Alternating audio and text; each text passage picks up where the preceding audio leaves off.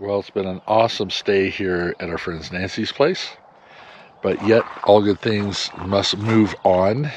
So we're going to be going on to our next stop. So yes, a travel day. We have a very interesting trip ahead of us, and we'll get into all of that right after this.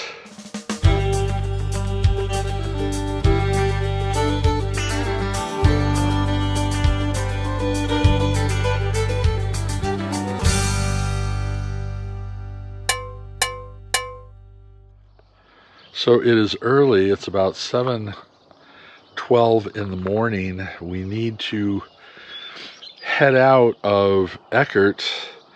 We're going to be we're heading on our way to Gunnison. Now, right now, this is 2024. The bridge, just before you get to Gunnison, they discovered a crack in it a few months back, and it is closed. So that's like the main road to get there, especially when towing.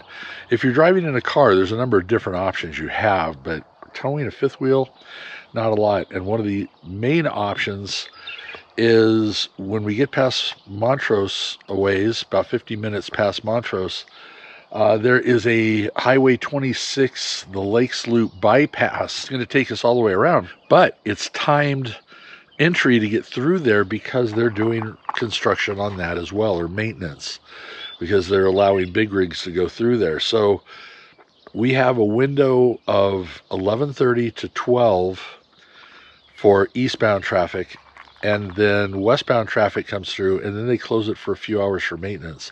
So if we miss that 11:30 to 12 window, we have to wait till 4:30 for the next window to open.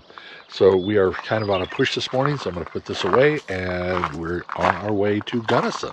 All right, so we're going to have some pictures of the bridge you'll see right now. We got here early. I mentioned earlier we had a window of time. We are here, it's 9:48, so they don't open up until 11:30, so it's an hour and a half roughly. As you see, we are only our distance is 8.9. We're only 8.9 miles away, but we're going to have about a 17 to 20 mile detour once it opens up. So yeah, I'll have the camera going for all that. You'll get a chance to see what that looks like.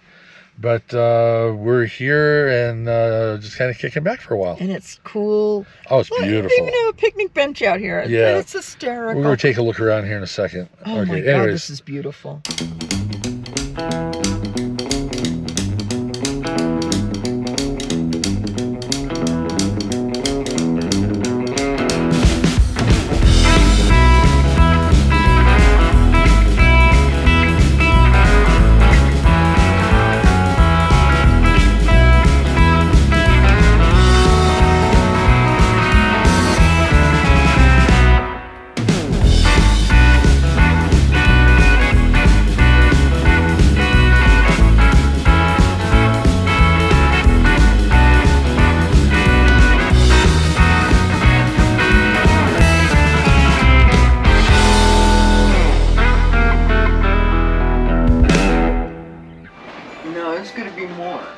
Well, we made it to Gunnison finally. Yeah, we're here at the Blue Mesa Recreational Ranch, just outside, about 12 miles out of Gunnison. This is also 1,000 trails that we got in through coast to coast. The rain was coming down real hard. It just let up as soon as I turned my camera on. A lot of sagebrush, but the inside area is really nice. We'll take a walk around and look at that. We have a few things we might do while we're here in Gunnison. Water pouring off the roof. Yeah, so anyways, yeah, so we'll get into all that in a minute, and if the rain starts up heavy again, I'll definitely show you. All right, so time for another coast-to-coast campground review. This also falls into the 1,000 Trails category. They do let you pick your own site when you come in, and I got a funny feeling that's because there's a lot of sites that are pretty rough. If they tried to fill me into one of those, I don't know if I would like it too much. I did see another site as I was coming in that, I mean, it was torrential rain yesterday, and there were like mud tracks of, it looks like a vehicle getting stuck trying to get out of their site. We're at a pretty good site, and I made sure that our driveway here is at least higher ground or level with the road. The one next to us isn't too bad either. Sites are pretty good length. They are pretty good size. They're kind of level. We had no trouble with our automatic levelers getting this thing level, but it is They are slightly off. They're not perfect by any means. I don't know. If you were on Starlink or a satellite system, you probably would do well because it's nice clear sky. If you're in love with sagebrush, this is a great place. Problem is that sagebrush is kind of surrounding our hookup site over here. Yeah, I'm kind of have to wade through the sagebrush to get things hooked up, which brings me to water pressure. The hookups that I have over here, I tried both of these, and the water pressure is barely a trickle coming out of those two. All right, so the water pressure was on me. Apparently the little filter thing in the hose had some debris that got caught up in it. There might have been debris that pushed out through the hose, blocked it, and I just kind of blew it out. Everything was fine. Probably not a bad idea before you hook up your water. Run the water a little bit, make sure if there's any debris in the lines. You've got a lot of spots out here that probably haven't been used on a regular basis. A lot have, a lot haven't. And you just want to make sure that any debris in that line gets blown out before you hook up your hose. There's these Wi-Fi towers all over the place, but those are towers I'm pretty sure that you have to pay for service seasonally. The Wi-Fi here at the campground is pretty much non-existent. You can't really do anything with it. Kicks me off more times than not, saying I don't have Wi-Fi connection every time I try to connect. I'm not trying to stream. I'm just trying to look at Facebook, emails, those sort of things. When it's working, it's incredibly slow. Cell service, 1 bar. Nah, pretty much useless. Once again, I have made a few phone calls that have gone through, but trying to use the data, it's just not there. So we can't even use the Wi-Fi through our phones. So as a result, our hotspot is not working. They do have what looks like cable hookups, but we've not been successful getting that to work. We may try again here, because right now we can't get anything, no TV channels whatsoever. And like I said, streaming is not working for us. All right, final update with the Wi-Fi. There is more than one Wi-Fi out here. The Blue Mesa Wi-Fi that I originally connected to, that was basically non-existent.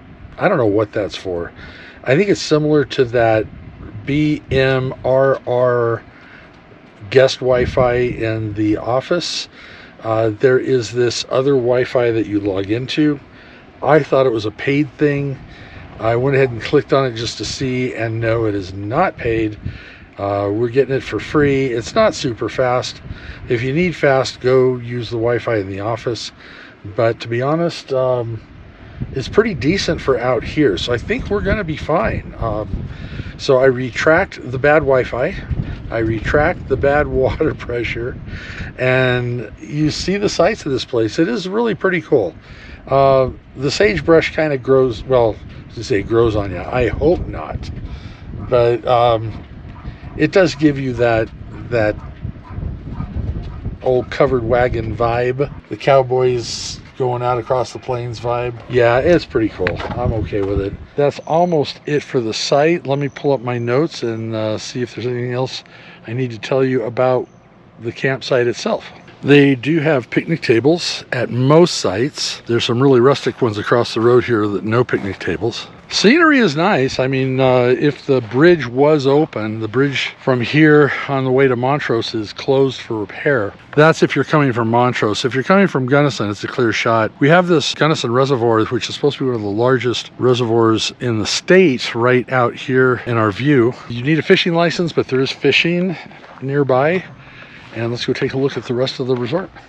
They do have camping cabins. They also allow for long-term RV stays as well. They will go seasonal up to, I think, 3 or 4 months. I'll take a look and put that in the comments. So there are some people who are definitely here long-term. The views are really nice, and there are a lot of spots. And I don't know if it's because of the road, but there's a lot of empty spots. Whatever you're planning on doing, you probably couldn't have any trouble getting in here, I couldn't imagine. This is 1,000 Trails, so the majority of the premier spots are reserved for 1,000 Trail members, though you can get in here with Coast to Coast.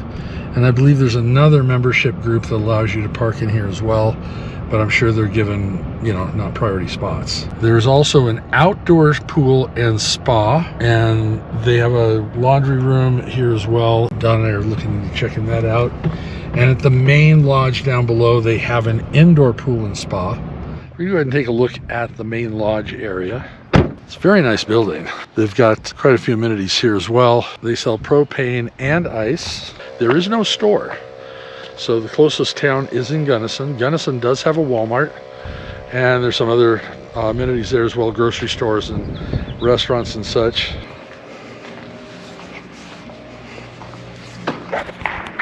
So they have a library room, games, sales office for Thousand Trails. This is their main clubhouse room. This is pretty cool. So yeah, let's take a look at the pool. Well, there's a family taking advantage of the pool, so I won't take you in there right now. I don't want to infringe on their privacy, but there is a jacuzzi and a pool, and I'm guessing it's pretty warm because it is indoors. They do have a little pond here that's part of the property. I'm not sure if that's a fishing pond. I'll have to find out. If it is, I'll let you know below. Outdoor gazebo overlooking the reservoir and the propane shutoff valve. Picturesque, right? There's a lot of extreme pros and cons here. So I mean, would I come back? Yes, if I can fix the solution with the Wi-Fi. I'm looking into getting a Wi-Fi and cell extender. And if I get that and that increases productivity here, I would definitely come back. It is $5 a night if you are coast to coast, and it's free if you are Thousand Trails. Dawn and I were Thousand Trails a long time ago when we first got married, and we tried to sell it, wound up just doing whatever we could to get out from under it. It was a nightmare. I am mixed emotions about it. Part of me says, yeah, go for it. Another part of me is just very concerned that would we be able to get our money out of it. I mean, I don't know if it's going to be another coast to coast situation. We've done well with coast to coast, but the issue we've had there, if you've seen our other videos, is that with coast to coast, they're not in any convenient areas, and unless you do the upgrade all the way to the top level of Thousand Trails, you're not going to have the use. The wind's blowing hard, so you're probably not going to hear me. So I'm going to go ahead and shut it off now, but we're going to take a look around and see what else is out here. So we got the outdoor pool area and jacuzzi up here at the middle of the park. A lot of wind today. Yeah, it looks like a nice pool. I'm sure it's nice. People are in it. Showers and bathrooms up here, and there is a laundromat. So 8 dryers, 6 washers. Nice combination. They get a lot. Anyways, it's real, and they all work. $2 to wash. I think it was $2 to dry, but they all work. Okay, there's the pluses are happening here. I definitely would do this again. We might be talking to somebody about the membership, but I don't know. I'm afraid of the sticker shock, but it might not be so bad. We'll see. So on the other side of town here, no, we're still in the park. We have a family center and quite a few amenities around the family center. This is the Blue Mesa Recreational Ranch. There's our sign. And they do have a Wi-Fi hotspot in here. Oh, very nice. So I'm getting more impressed all the time. Another TV sitting area. Air hockey, pool, video games, Donkey Kong, chip machine, there's soda machines, foosball. Yeah, this is actually not bad. Not bad at all. You got putters and balls. And out here you got the mini golf. So you got your mini golf area out there. Greens look okay. They're fairly well set up. Nice big play area for the kids. Shuffleboard. We got the tennis and basketball. Horseshoe pits. Now that pond we looked at a little while ago, that is fishing for 12 and under. So if you have children 12 years and under, they can fish. If you want to fish, you got to go to the lake. So there is a path down here, and there's supposed to be a stream running along the path. Let's see if we can find that. They have stables, and they'll be bringing horses in actually this weekend. There's someone over there working on the area, but they have horse pens. They do horse rides. Yeah, this is quite a resort. It's definitely a destination. I kind of got lost looking for the camping area, and I think I found it. It's over here. We'll see that next. But yeah, this is a big property and a lot of things to do. So what I was told is this camping area down here, 25 foot and under, and tent camping, and it follows the stream. So there's a lot of tent sites throughout this area, and you camp right next to the stream. How cool is that? You would need a Colorado fishing license to fish anywhere along here. I may actually just pull into one of these campsites to take a peek real quick. What an awesome place to pitch tent. I don't tent camp, but this is cool. So all these spots, you got the sound of the river running next to you, picnic tables, fire pit, and this mountain behind you. All right, I'm starting to like it more. This is a pretty awesome place. So if you have an RV less than 25 feet, you can camp right along the water. If you're tent camping, you're right along the water. And if you're in a big thing like us, you got that whole big huge area up above. So if you do camp down here, you've got water and electric, but no sewer. But still, water and electric, and you're down in this area. This is really nice. Let's check out the Wi-Fi hotspot. So they have BMRR guest. That must be me. All right, so that first one, I thought the BMRR guest is not what we want. We wanted the fast wave complimentary Wi-Fi. And let's see how fast this is. 195 download and 142 upload. So not bad for a complimentary Wi-Fi. So problem is you have to be in the clubhouse to get that, but you at least have that option. So we talked about hookups and accessibility, Wi-Fi, cell service. Let's see, they do have a satellite hookup. Like I said, I did not try that yet. Lot sizes look good. Everything's kind of spread out in different areas. And this is a large resort, so I actually drove down here. I guess I could have walked, but I'm not used to the altitude at the moment. It is 1,000 trails. It's a regular 1,000 trails. It's not on the, there's like 3 different levels of upgrades you could do. It's just one of the basic ones if you have the basic package. My personal thoughts. This facility they have here and the little satellite facilities do not match the campground. This is very nice, extremely upgraded. Definitely is very attractive. The campground, extremely rustic. I mean, we're wading through sagebrush. I'm sure they want to keep it natural to some degree, but at least clear up the areas where you need to hook up. That would be really nice to be able to have that option, not to have to go through the sagebrush. Wow, the roads are nice. They're all paved to get around to each campground, but the campgrounds are all the gravel or hard packed and some are dirt. So depends on where you wind up. So that's about it. We're gonna go ahead and end this thing here. Well, time is coming to an end here at Blue Mesa RV Ranch. It's funny, my review of this place started out a little on the negative side. I think it had a lot to do with the drive we had getting here. Interesting thing is that the more we stay, the longer we stay, the more we really like this place. It is, yeah, it's rustic. Yeah, you got a lot of sagebrush, but you know, that's like the indigenous fauna of the area or flora of the area. Yeah, it's water pressure turned out to be really great. And the Wi-Fi turned out to be really great.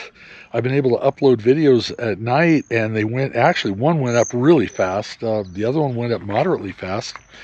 So yeah, no complaints there. They've added a whole bunch of these repeaters. The problem we had is that I was trying to log in to the wrong Wi-Fi address. I think it's an old one. It's Blue Mesa Wi-Fi, and that is the wrong one. They have this new Wi-Fi system that they put in that goes off another name that you would not right away think of as being Blue Mesa Wi-Fi.